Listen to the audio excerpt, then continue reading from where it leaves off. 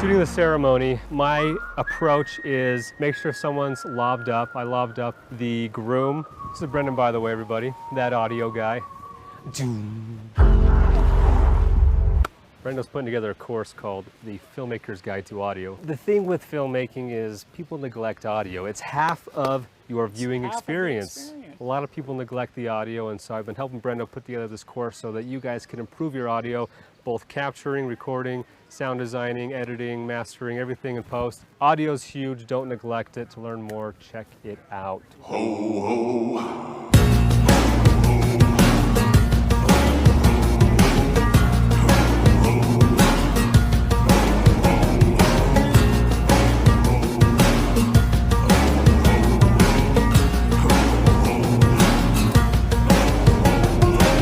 Okay, so we're gonna mic up our groom real quick. Great place to hide the mic is right under his tie right here, inside of the shirt, and we're gonna pop that in there, run the cord down inside, pop this guy on the back belt loop, okay? You can't even see it, right? We're gonna like hide that right in there and kind of wrap the tie around it, okay? Question people a lot of times will ask is, Yes. how do I keep it from getting static on the shirt? You can get a piece of cloth, you can get yarn from Walmart, you can get this stuff. This is the Rycoat wind covers. So what's nice about these is they include this guy, and it's like a little sticky. So this is actually double-sided. So whether you have a clip or not, what we could do is stick this on his chest, or I think it's easier to just leave the clip because it'll be more sturdy, and if he gets sweaty, which he will because he's going to party hard tonight, it may slip off. So we've got it clipped. What we're going to do is we can stick this guy right here on the back, or you can stick it here on this tie on the front. I'm going to opt for sticking this against his tie, right? So then the mic will nuzzle up right into that. And you may get a little bit of scruffing, but it won't be nearly as bad as if it were just raw, all right? So if we do get a little bit of scratching, I'll show you how to clean that up in post. But for now, that's where we're at. And then we've got this lav pack running out of here. So what I like to do is I like to take right here, make sure the talent has enough slack so you know he's comfortable, and then I'll just give it like a loop or two right here, like this, and we'll tuck this underneath in this clip here. Okay, this is it, guys. This is the ticket right here. That's the money maker. And then boom. Look at this handsome fella. Darn it. Do you want to put this on the very side so it's not looking like you have a big butt? Yeah. And we actually had set up, the sound engineer went to his booth and got plugged in so that we could get the actual audio from the microphone. So when you first want to tap into someone's system, first question I would ask is, can I run out of your headphone mix? And if he says no, ask if he has a splitter. And then if he still says no, see if there's an auxiliary send, and then ask him to set you up a mix of the microphone that they're running over at the ceremony. All right, so we've got our recorder right here, our Zoom recorder.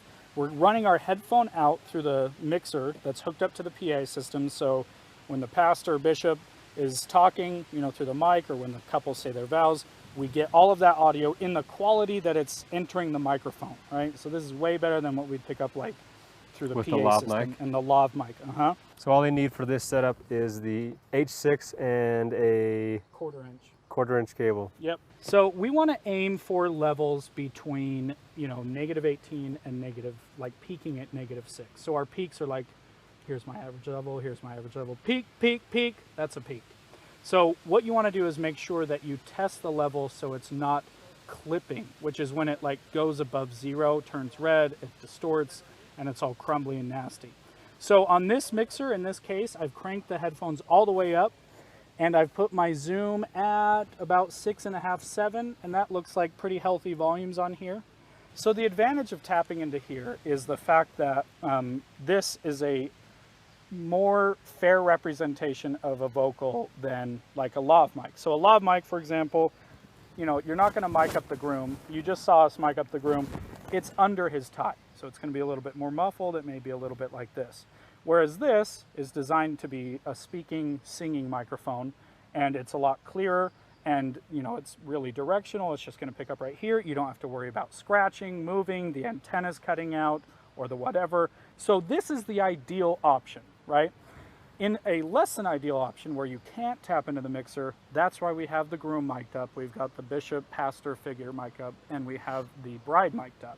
Because we're playing backup here, we're playing like worst case scenario, in case of emergency type thing. They just messed up. Everyone wake up! The audio went haywire and actually didn't even work for the audience to hear it. So that's gonna happen on shoots, and you just gotta figure out how to work around it. So luckily we had the lav as a backup on the groom to capture some of that audio. Also, I was pretty close to both the bride and the groom with my Rode mic, so that's a possibility to use for sound as well as far as the vows. The vows is the most important part you want to make sure you capture. Also, if you can, capturing the bishop or priest or whoever. As far as filming goes, I try and hit as many different angles as I can. I had Lucas on a parallaxing long shot to just get the bride and groom the whole time. But I also had Nick and I were switching sides to make sure we're getting both the bride and the groom as they're talking to each other and doing their vows. So luckily we had a lot of camera guys. When we don't have this many, I'll just set up on a tripod, a long lens, so that I'm getting, and that's the one I usually have the lav on, shooting this way so we can get both the bride and the groom the whole time. And then I'm running around getting as many angles as I can, both wide and tight.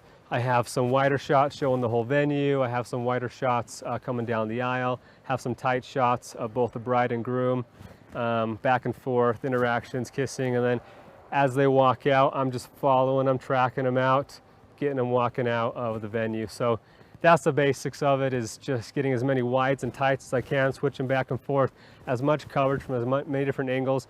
And as the bride and groom are given their vows, I'm making sure I'm on the side where the person who's talking, I can see them, and I have the shoulder of the other person right here. And then as soon as we switch the other vows, come on this side, have the shoulder right here and facing the person giving the vow. So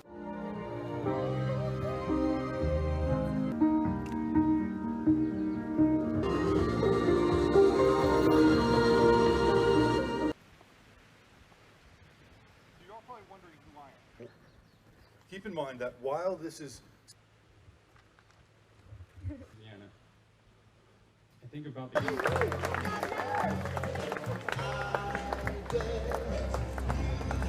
taking a wrist break. That was like 25 minutes straight of glide camming.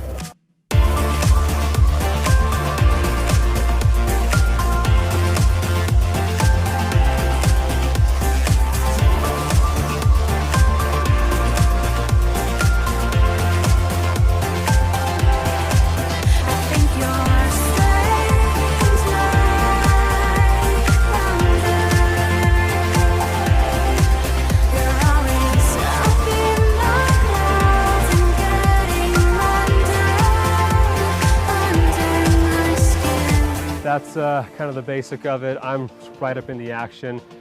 I don't want to be too intrusive. The main thing is not to be in front of the bride and groom. And so anytime I'm crossing in front, I'm trying to go below because you have a bunch of spectators and you don't want to get in the way. But they do understand that you are there to capture the moment. Bride and groom want you to capture it well, so don't be timid, don't be afraid to get good angles and get tied up in the action. I was at 70 millimeter, so a tighter focal length for a lot of those tight shots, so you don't have to get too close, too intrusive. I was still probably 4 or 5 feet away, but I'm tied up on the face, so that's a way to kind of cheat to make it look like you're closer, is by using a tighter lens. We got here Lucas Kris from Slovakia. Hi guys. He flew out from Slovakia just for this shoot. Just kidding, he didn't. He was in town though and he wanted to come help on a shoot. So he's a full-time filmmaker. I put him, he has a 1DX Mark II as well. And so I got him on the Rhino slider, and he's gonna be getting the ceremony from a long lens. He's on a 70 to 200 and we're at about 150 millimeter. And so he's just gonna be getting a slow panning back and forth parallax shot.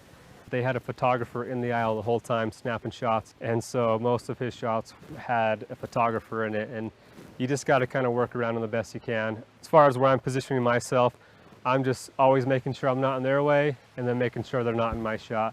And some photographers are better than others, some are more intrusive than others. You just gotta work around it, document it the best you can. Sometimes you're gonna have them in your shot, get them out of your frame as best you can, but sometimes you can't, and you just gotta work with what you got. Grabbing some B-roll shots. 400 ISO, 2.8 aperture, shutter speed, 200th Got my polarizer on here, cut out reflections for me. So I'm constantly switching back between 70mm and 24mm. Give a quick 10 to 12 dials of the knob here, and then we're back in business. So I just constantly am going back and forth between different focal lengths, getting both wide and tight shots. So Jake asked, what do I do when I have a huge line of people like you see right now? How do you capture them? So I'll do two things. I'll go into 24mm like this, and then I'll just get a wide shot of everyone. They're gonna be super small in the middle of your frame, but it's nice to get one option with everyone in it. And then I'll zoom back into 70 and then just pick off pockets of people and get close up to the face. They cut better together, and I can mix up my footage and make it look like I had multiple cameras on set all day, even though I do have multiple cameras on set. This one's just of your hands. Try and show off your ring on the back here. There you go. It's kind of an awkward handhold, but just have it flash in my way a little. Okay, so minimal hand swinging, walk kind of slow. Go ahead, guys. We're good, keep going. Go grab the red. So I had Nick run and grab my red for me, and Jake asked why I chose to grab the red for this specific shot. I saw this beautiful sun flare coming through the trees, and I wouldn't be able to get it with any of my current focal lengths on my lens, so I needed a wider angle lens to be able to reach that high to get that sun flare. I have the red already set up on a 12mm, so it's super wide, and that way I can just get one nice walking shot with a beautiful sun flare. Smiling at each other, laughing.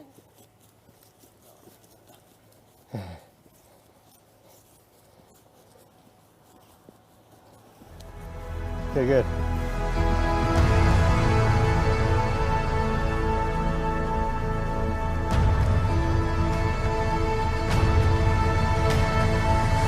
That's it for shooting a ceremony wedding.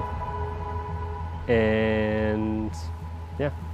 All right, now real quick, couple notes I wanted to make now that I brought the footage into post and I've edited together the video. First off, even though I had 3 or 4 guys with cameras on set with me, I only ended up using maybe 2 or 3 shots from other people's cameras besides my own. So don't feel like just because you're a one-man crew that you can't do what I just did. I mostly just had them there for shooting behind the scenes or as a backup in case my camera bonked out or I completely missed a moment, which I didn't, so I was able to use mostly my footage. Now, second point I want to make here is the audio. Now take a look at the audio files we have here. First, I have the audio that I took with my Rode mic. This is the in-camera audio, and then this was the groom's lav mic, and then right here we have the pastor's lav mic, and then this right here was the Zoom H6 that was set on the ground next to the speaker so you could hear what the PA system was hearing. So we had 4 different audio sources playing during that ceremony. Ideally we would have loved up the bride as well, however they were running late and she didn't get there until the wedding ceremony started, and so we weren't able to lob her up in time. So I brought all these layers of audio in, synced them up in Premiere Pro, and then I'm turning off different layers on and off. As the groom's talking, I turn on his lav mic. As the pastor's talking, I turn on his lav mic.